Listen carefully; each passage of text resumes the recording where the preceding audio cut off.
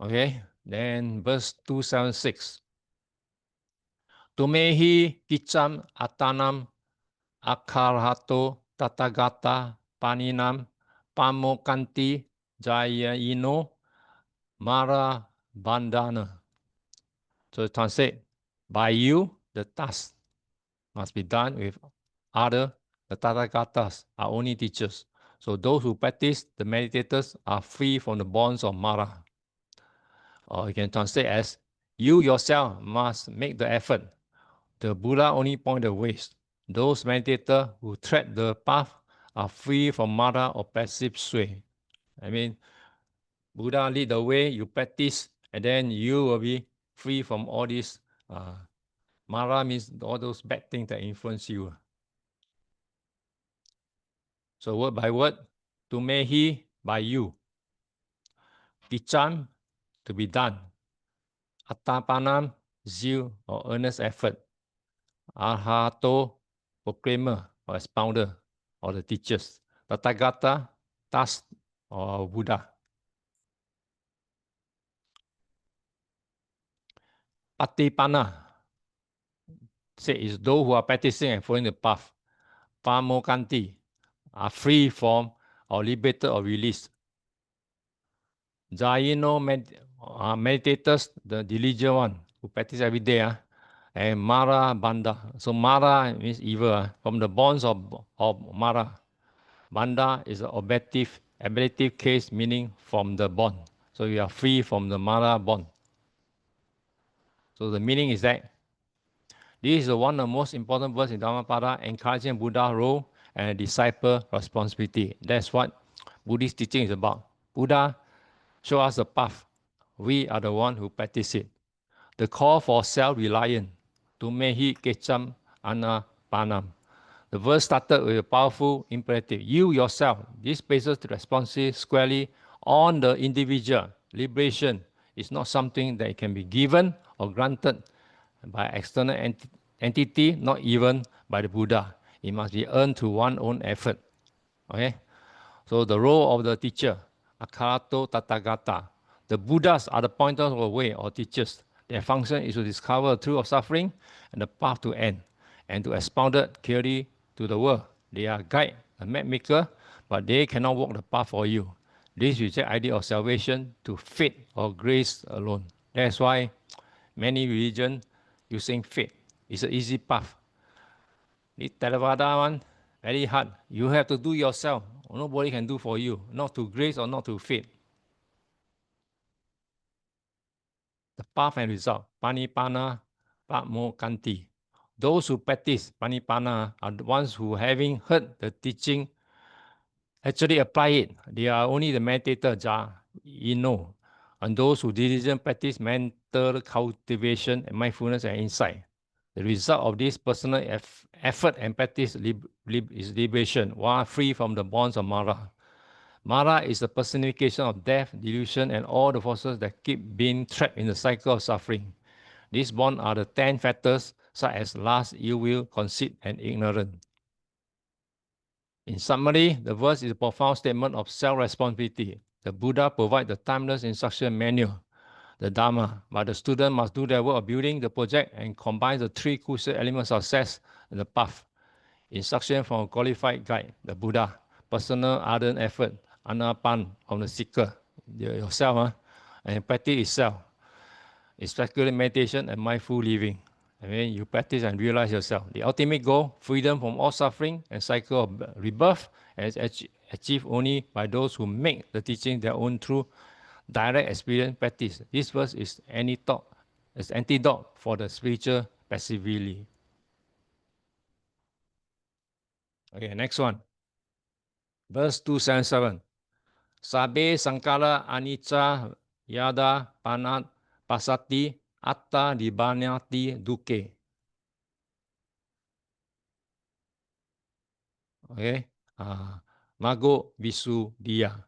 Translate as, when one seeks with the wisdom that one conditioned things are impermanent, then one becomes disenchanted with suffering. This is a path to purification.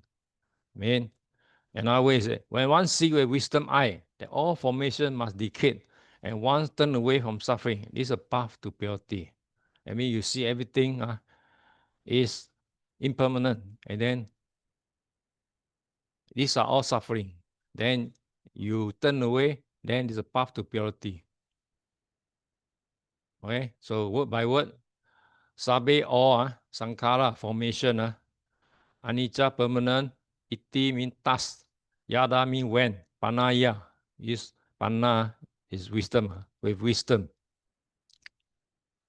Then pasati, sees or perceive, atta, then nibbana, one will become disenchanted and depassionate, weary, nibbidhanti, dukkhe, suffering, esa, this, mago, path, visuddhiya, for purification.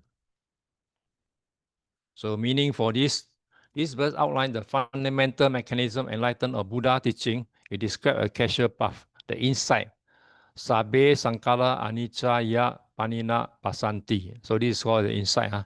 This is not a theoretical or philosophical belief. It's a direct, penetrative insight, panaya pasati, gained to mindfulness and meditation.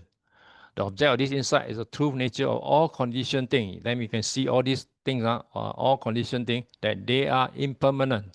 They are in a constant state of arising and passing away.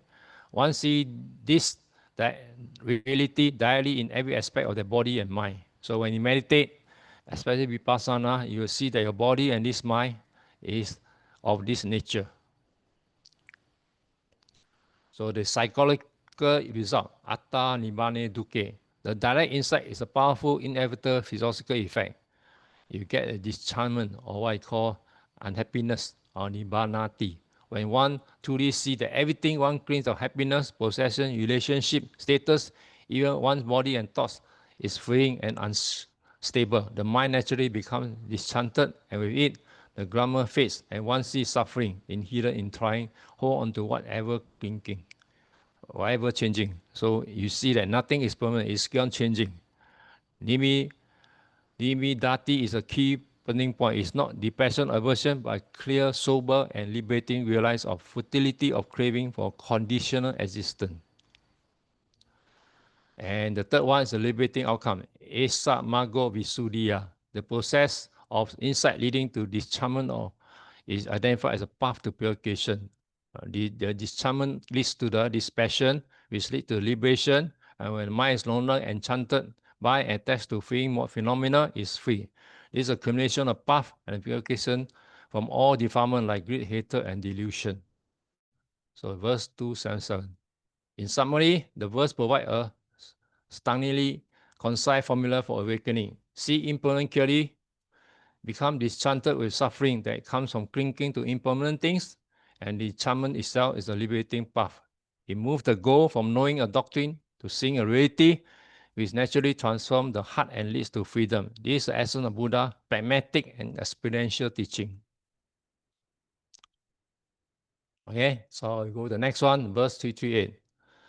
Yatapi mule anupandeve dale chino pi ruko puna eva ruhati evam pi tane nu save anuhet nibati dukkam idam puna punam.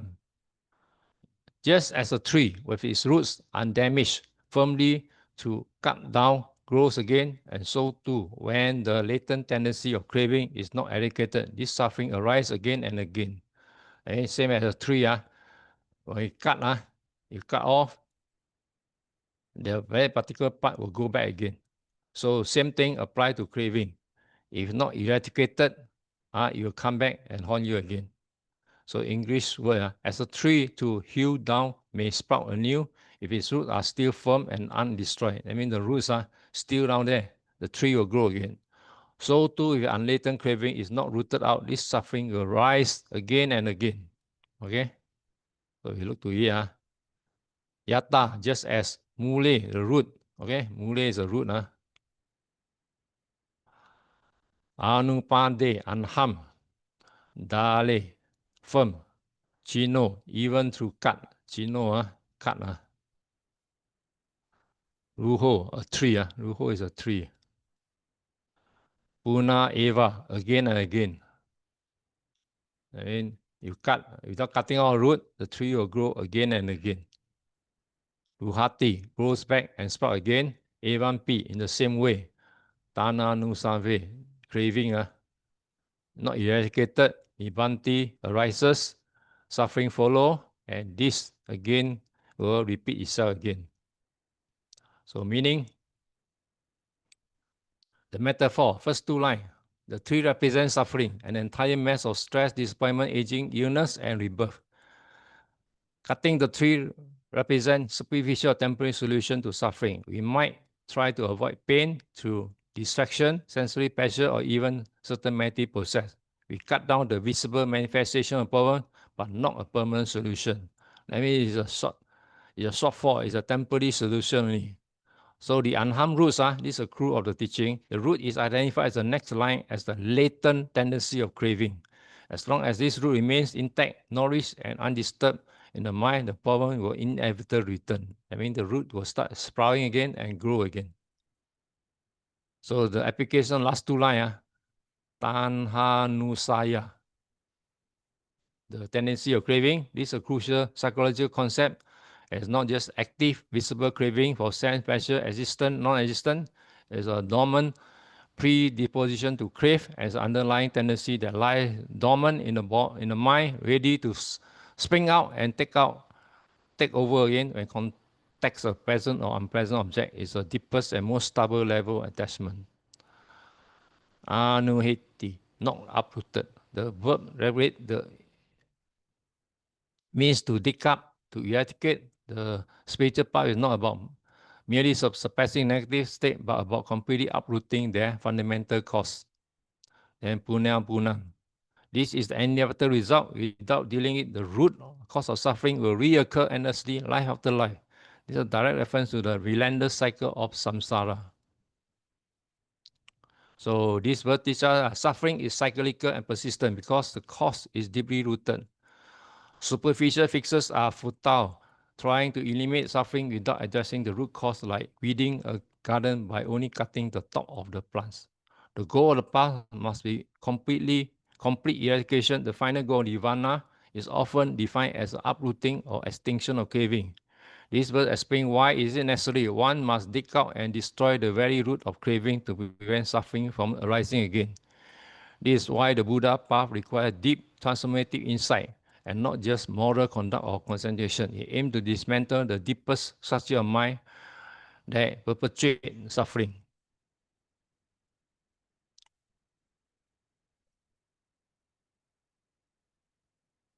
Next one, verse 365.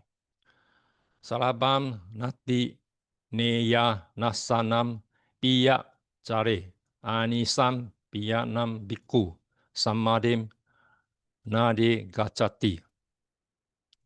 So translate as, one should not despise one's own gain, nor live envying others.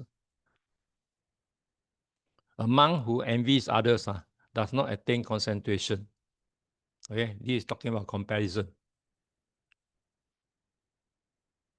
Salam means gain. You gain something like from monks, like alms, food, robes, so on, or spiritual gain. Na atemanaya, should not despise, do not look down. Na anisam piyana chari, should not live envying others, jealous of others. Anisam pinya, bhikkhu who envies others. I mean, a bhikkhu who jealous of others. Samadhi, concentration. Na achinati, does not attain or does not achieve. So this verse delivers a powerful two-part message crucial for spiritual progress, especially for monastic, but applicable to everyone. First half, one should not despise one's own gain nor live envying others. Not despising one's own gain. A practitioner should not be content with what they receive, whether it's material support, respect, or even their level of understanding in the Dhamma. Disdaining or being dissatisfied with one's own circumstance create a mind of lack of ingratitude, which is a form of aversion. Nor live envying is like opposite but related trap. Instead of being dissatisfied with what one has looked at others and conveys what they have. They have better food, they have nicer clothing, their popularity, or the seeming quicker progress. This is manifestation of greed and craving. Second half, a monk who envy others does not attain concentration. This is a direct practical consequence. Samadhi is the foundation for wisdom and liberation. It requires a mind that is calm, settled, and free from the five hindrances, which include sensual pleasure, closely linked to envy, ill will, closely linked to disdain with one's own gains. So a mind is agitated by envy and discontent, is restlessness, distract, is constantly comparing, wanting, and rejecting. Such a mind is like muddy water, always stirred up and unable to become clear and still. Therefore, it's utterly impossible for such a person to achieve peaceful, stable, and one-pointed state of samadhi. So the Buddha is teaching the importance of contentment, which is praised as the greatest wealth, the path to peace and deep meditation as blocked by the twin poison of disliking what you have and wanting others have. True progress comes from appreciating your own journey and circumstances without constantly comparing others. I mean, you satisfy your own self. Don't always go and compare others. In essence, compare and despair, contentment leads to concentration. So you will never progress. So this next verse, apalabo pi ce biku salabam nati nati tam nive deva pasananti sabu na jivin atta ditam. Apollo, small gain, pitche, even two. Salabam, his gain, not atimati, does not despise. Tambe, indeed him. Deva, the devas. Basanati, praise. Savadim, one who pure lifehood. Anatitam, diligent, zealous. So basically, translation, the common accurate translation is even a man gains little if he does not despise his own gain. Even the gods praise him of pure lifehood and diligent indeed. This verse provides a positive counterpart to the warning the previous verse, describing the ideal attitude and glorious reward. First half, even if the man gains little, if he does not despise his own gain. This directly addressed to the first instruction of verse 9. The Buddha emphasized that attitude is more important than the amount. The true practice is to meet whatever one receives, whether it's abundant or very meager, with contentment and gratitude, without a trace of disdain or disappointment. This is the essence of sanuti, contentment. Second half, even the gods praise him of pure lifehood and diligent indeed. Even the gods praise him. This is a high praise. The devas are seen as recognized spiritual virtue. When they praise a human, it signifies that a person's conduct is of highest order in harmony with the cosmic law of Dhamma, of pure livelihood, because he is free from greed and jealousy through motivation, wrong livelihood. His sustenance is accepted with gratitude, not craving. Diligent is energetic, steadfast, unwavering. His practice, this diligence is a natural result of contentment of mind. A mind does not waste in longing for what it doesn't have or complaining about what it does not have and can direct all the energy towards the goal of liberation. Basically translate as cultivate contentment with whatever you have. For this purity and diligence is praised by the wise and divine and the very foundation of spiritual success. So in summary, the Buddha is teaching what the true wealth is contentment. It does not matter how much or how little you have. What matters your mind relationship to it. A person who is happy with what they get without jealousy is living a pure and noble life. This is a virtue so powerful that even celestial beings look upon them with respect. This is contentment and diligent mind, and one that cannot easily achieve samadhi and ultimate peace. Okay? Finally finished. Okay.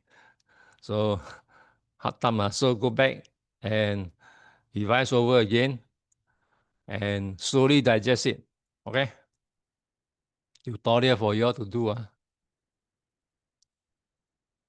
All present, Sister, all present, right? Yes, yes. Hello? Hello? Yes, all four. All four are here. Okay. This one, Brother Ko doing it. This one, Sister Pek Leng doing it. Okay? Brother Ko, Pek Leng. Then discuss the important one as a handbook of Buddhism. Sister Teo do this.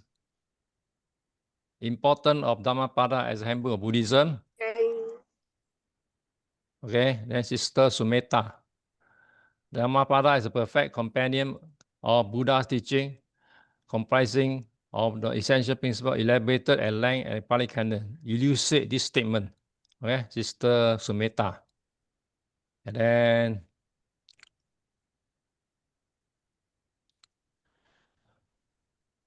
Brother Ko, third one, examine how skillful Buddha uses similes to explain obscure doctrinal principle in the Dhammapada verse stanza.